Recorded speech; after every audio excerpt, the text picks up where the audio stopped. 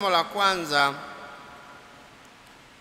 nasikia makasisi,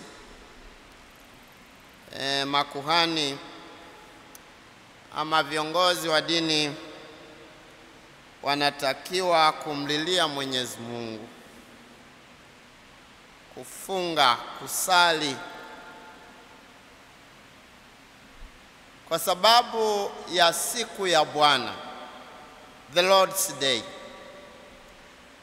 kwamba kuna siku ya Mwenyezi Mungu.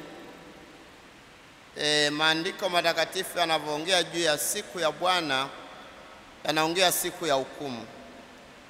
Kwa waliompendeza Mwenyezi Mungu, basi siku ya Bwana inasubiriwa kwa hamu.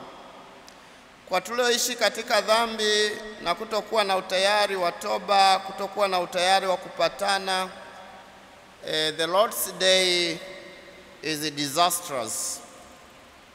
Sisi ambao tumeishi kinyume na mapenzi ya Mwenyezi Mungu, siku ya Bwana ni siku ya mahangaiko na tusingetamani ifike. Lakini Mwenyezi Mungu anawajalia vision, anawajalia maono hawa wachungaji,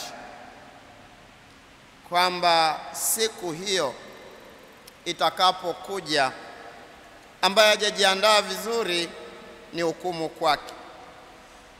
Ndugu zangu, kila mmoja wetu anajaliwa kwa akili na utashi kutambua yanayoendelea juu ya maisha yako na hatima ya maisha yako, kama vile watu wanavyoongea juu yanayoendelea katika taifa letu na kuona hatima ya taifa letu. Hivyo vitu Mwenyezi Mungu atujalia akili na utashi ili tuweze kujua namna itupasavyo kuishi, kujua namna itupasavyo kumpendeza Mwenyezi Mungu. Wengi tunaona hatari juu ya maisha yetu, juu ya mipango yetu, juu ya mahusiano yetu, lakini pia tunajifunza kuona kwa wengine, na wengine tunawashauri wengine, lakini pengine mtu binafsi haonyeshi kufanya bidii juu ya hatari ya matokeo ya maisha au mwenendo wako, hata taifa letu huko mbeleni.